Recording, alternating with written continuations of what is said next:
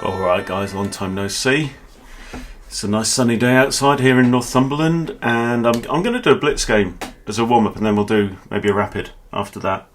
So I've switched over to Chess, pretty much. I've still got my account on chess.com, and I'll still go on and play a few games, although it's got the adverts on the side. And he doesn't want to play, he's too scared. Alright, let's do another one. So I've just been walking the dog on the beach. A bit windy. And there's a guy there with his little mobile coffee van thing, so I've had my first proper coffee in a while. I've been drinking some instant shite for a while. Okay, so this is like a Philidor, and we're treating it like the Goering. I think it's called the Bird Gambit. Well, it's called the Bird Gambit because it's part of my course, isn't it? And he's gone greedy, gobble, gobble, gobble. Alrighty, so now this is a position that you would find in the Goering. Now if I go queen here, I'm literally threatening that. There's nothing he can do to stop it other than to defend with the queen, which means queen d7 or queen e7. So I don't care about this pawn on e4. You take that, I take this one with check. King has to move.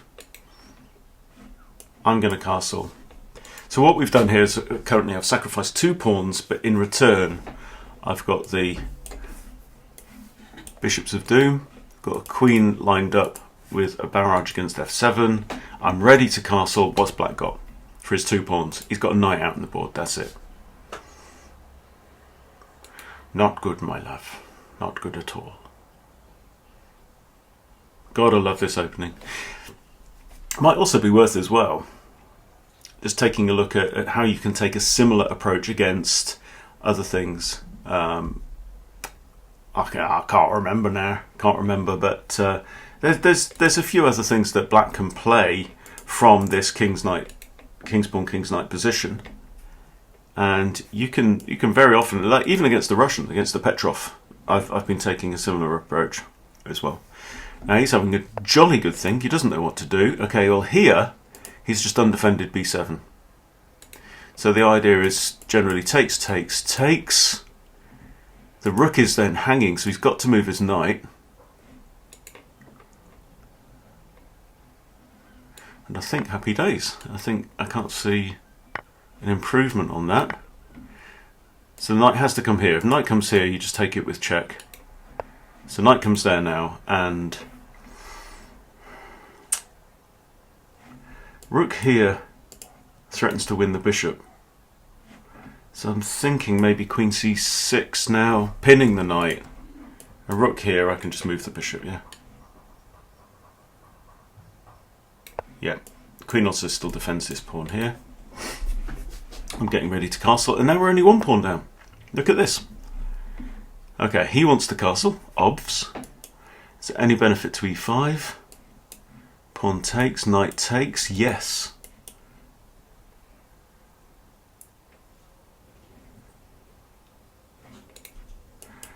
Pawn takes, knight takes. Yeah, I'm threatening this knight twice, but it is defended twice.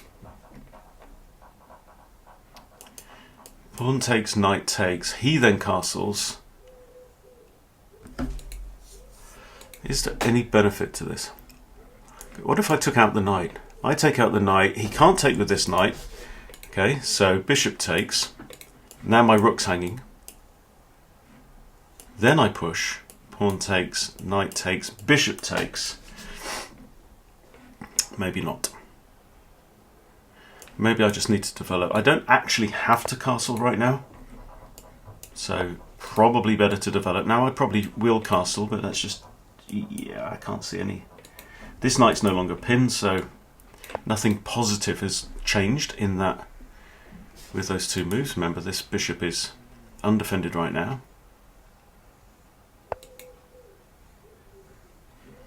Okay, that's 2 attackers on here. It's defended currently only by the queen. I think I can just push my way out of that. If he takes, I can take back with the knight if I want. Also, there's a threat against this e6 pawn as well,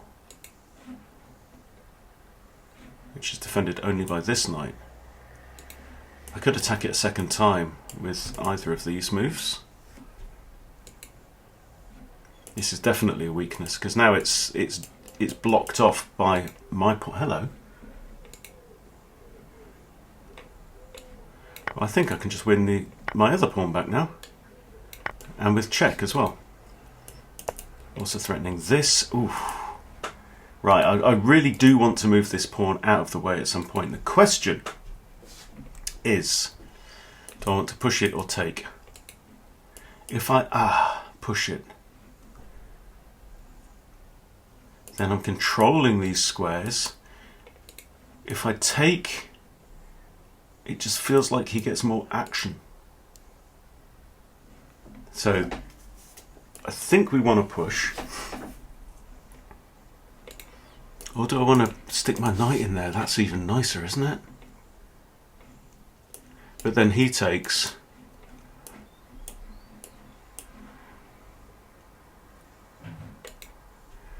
I like my position more than his. I really love this bishop that's only made one little move in the whole game. If I push, the knight could also come in here. Okay, I'm pushing. I'm Peter Cushing because I still got this square. Okay, he's attacking that twice. Let's defend. I could drop my queen back to here, threatening. Nope. Can't be good. Not in anyone's money. I don't care. Right. And now I think it's time to engage horse number 2. Idea of knight c6. I've got a minute 11. He's on 233.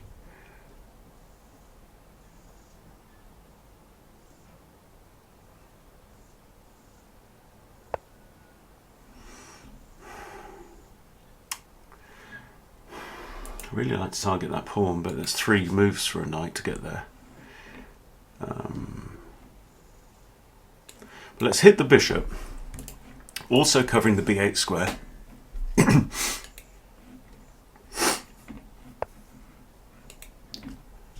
Oh, can I just... I've got to, haven't I? It's got to be done. Now, rook or knight? Oof.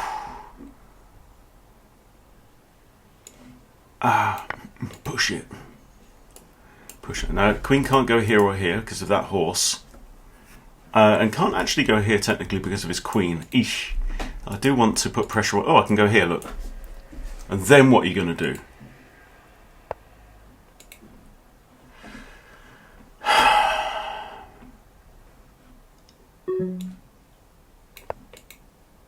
Okay, and +4 materials. I don't mind trading the queens. This is now hanging. Knight guards that. This hangs, that hangs. 34 seconds. Should be enough time to tidy up.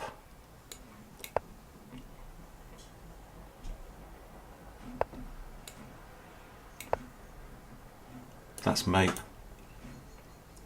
So he has to defend with the pawn, right? But then I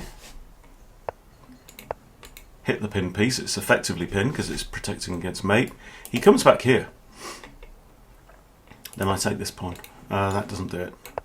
And that's checkmate. Well done. Good, good. GG. Right, so let's come out of Zen mode. Opponent was 1706. Now gone down to 1700. I'm 1674 plus 7. Right, and let us do now a rapido. Let's go 1510. Something like, what am I, 1800 in rapid? Something like.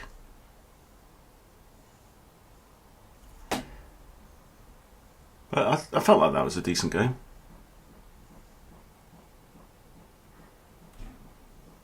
Oh, apparently nobody wants to play 15 plus 10 right now.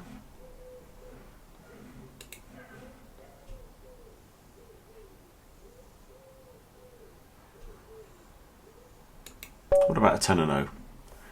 Okay, what is this? This is a 10 and 0. Okay, so now we've got the black pieces. We've got e4, e5, knight f3, knight c6, and the Scotch. So there is a Kruger Scotch. It's not good. So I've been going back to this Steinitz, right? Now the Steinitz Scotch is fine at intermediate level, but it's dubious at top level. Okay, now remember, Hunstable, we are not playing Blitz right now, so I'm going to take my watch off, and we're going to, I think general move is bishop f5, target this undefended pawn. Should we just give him an ISO? Just give him an ISO.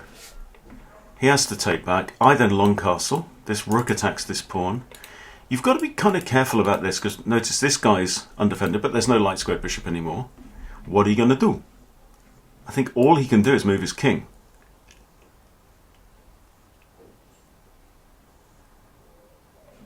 King here or king here. I don't see any other way to defend the pawn. I don't see any other counterattack. Okay, he does not defend the pawn. Do we snatch him?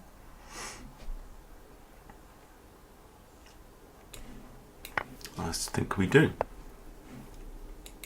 Okay, bishop can't move with check, because currently the rook's undefended. So my hunch is that... Do we just simplify now? I'm up 2 pawns.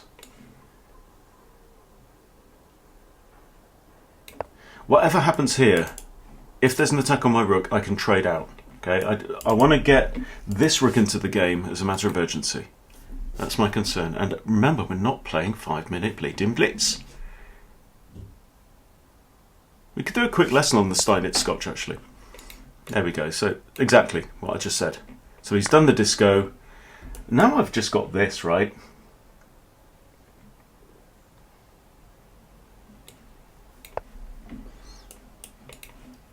Now I think I can just develop my knight, maybe stick it there, maybe trade off this. I'm 2 pawns up. Do I need that bishop?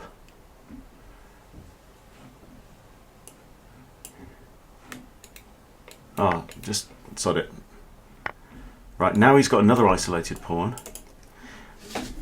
When it's a case of 1 knight against 1 bishop, you generally want the knight centralised and on the opposite colour to the bishop.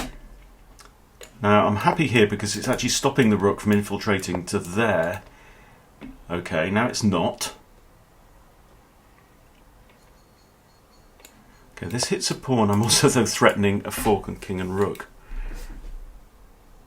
And still, I'm playing it like a 5-minute blitz. Okay, of course that gets out of both. Do I just want to bring my king in so that I can play rook e8?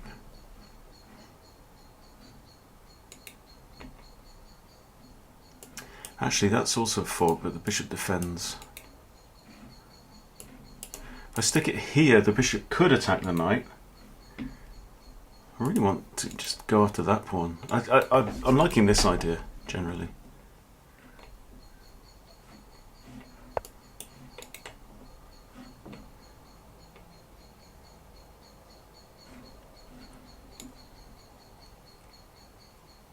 Okay, you could win a pawn that way.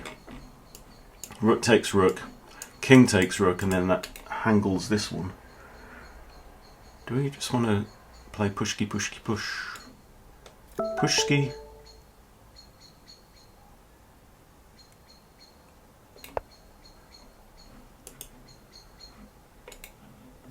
So these guys could all go on light squares. That guy would then be undefended. Or I just stick everything on dark squares where the bishop can technically take them, but by the same token, it's removing squares from the bishop.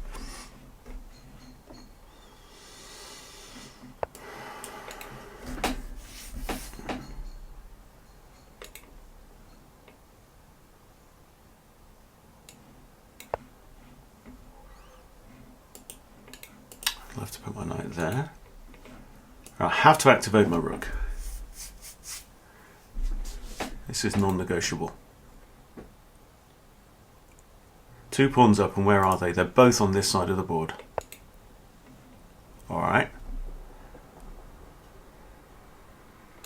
That's kind of a no-brainer, isn't it? I kind of like this move, though. Again, it just annoys the bishop. So where's my advantage on the queen side?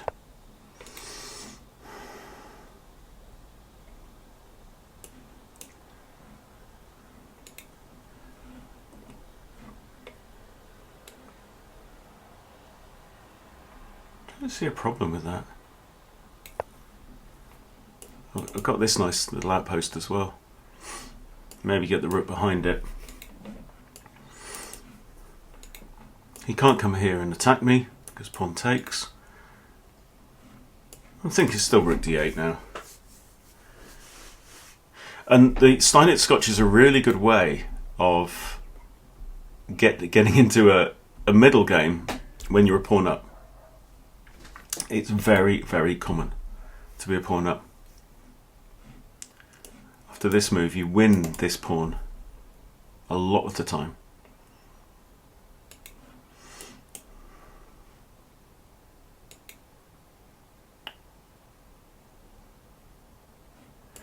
Can't go there and attack this because the king takes.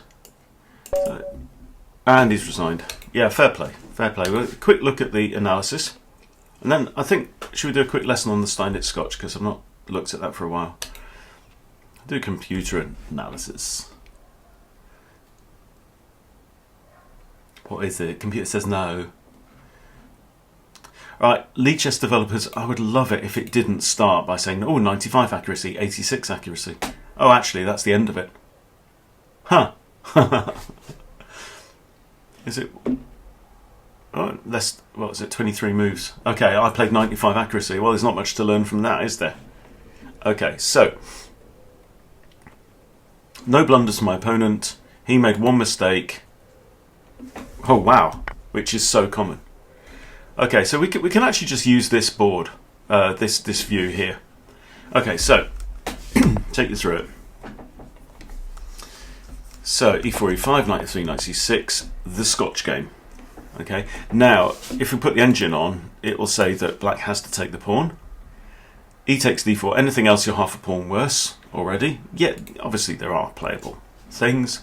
E takes d4 here, and this is set to 1600, 1800, which is roughly my level on lead chess right now. So ED is played 83% of the time. If you look on the Masters database, ED is played 100% of the time, give or take. Right? There is no other move. So now you could get into Scotch Gambit territory, and you've got to know what to play against the Scotch Gambit. I play knight f6, and if they push, you have to know to play d5 with a counter-attack. If they take, you take, and... like the eval says, this is equal for black. But anyway, so we're not playing Scotch Gambit. Most common move by far, knight takes d4, played in 2/3 of games. Here. Now, top moves. Knight takes. White wins 54% of games. Because White is a Scotch player, isn't he? And he knows what he's doing, doesn't he? Right? Bishop c5, kind of mainline stuff. Knight f6, kind of walking into the pawn, but now we cover that. d6 is played, queen f6 is played, knight e5 is played, and queen h4. There we go. Steinitz. And look at this. 53% win rate, right? Average here is 44% at intermediate level for black. 53% win rate. This is why I recommend it. So you put your queen out to here. What's the point of this? We're targeting this pawn. Right? If they just do this, you take the pawn and win the rook. So that would be a blunder. Most common moves. Okay, so knight c3, very common. And another thing I like about this opening is that it's very easy to remember. So you'll see this a lot. That happens, you always play bishop b4, pin the knight. And now, again, we're threatening to take this because this knight's in a pin, right? Can't capture. Okay? You might also see queen to d3, and if you ever see queen to d3, you develop this knight, putting a second attacker on this pawn. Right? Very, very simple. And let's say they take the knight here. You've got to be a bit careful, because now you can't play queen takes with check, because they take, you have to take back, right? Now you've won the pawn, and this knight is pinned, but then this knight runs away, or in fact grabs our bishop. So here, yeah, you just take the knight, or you can take here with check. You take there with check. B takes is the more common, right? Played 85% of the time, but it's actually slightly better for black if B takes. So B takes because he wants to defend this, but what's he defending, right? So anyway, you have to take the knight first, again because of takes, then it's white to play and the knight runs away. So you have to take the knight, and you always, pretty much always take it with a d pawn. like we see. And that's really it. You know, why is it dubious, I hear you ask? Well, it's dubious because of this move, knight b5. So knight b5 is threatening c7 with a fork, right? That's the point. And yeah, if you take on e4, as you can see here, not good. So bishop b4 check, very common. They'll usually push c3, and then you can drop back to a5, defending c7, right? Now, most Scotch players aren't going to know what the hell to do in that situation. This is the point. So from here, okay, 24 million games at this point. How many times have they seen Queen h4? 3% of the time. So you are already way out in front. So that's what I like to do with my openings. This is why I choose openings. Yeah. So yeah, if they know this, you know this, right? Now, if they play bishop d2, that's not great, right? So what the computer's telling me now, wow, king d8. So king d8 is, white is +8 here, but king d8 to defend works. Computer's also kind of, well, the database is suggesting this. This has only been played 63 times, though. So yeah, you don't want to take the pawn. Do not take the pawn. So if you take the pawn, they just block, they get ready to castle, and you're going to fall for this. So yeah, so this is why at the top level. So let's just look on the Masters database, right? Queen h4 played 2% of the time, and look at the win rate for white, 45% win rate. Okay, and that means dubious. Right, you play mainline stuff, knight f6, bishop c5 kind of stuff, or bishop b4 check, then it's pretty, you know, pretty balanced on the Masters point of view. Queen f6 seems to work quite well out of 800 games. But yeah, lots of draws and stuff like you normally expect. So Queen h4 is not great at a high level. But from an engine point of view, it's kind of okay. And look at this, they still play knight c3. Interesting. But because they're masters, they do better. Bishop e2 rather than the queen. You've very often seen the queen there. Anyway, so there you go. If you're looking for a response against the Scotch as black, I can't recommend this highly enough. Unless you're a title player, in which case, what the hell are you doing watching my channel? You know, go and study something useful. So there you go. I hope that's useful. If you like this content, let me know. Hope you have an amazing day, and I'll see you later.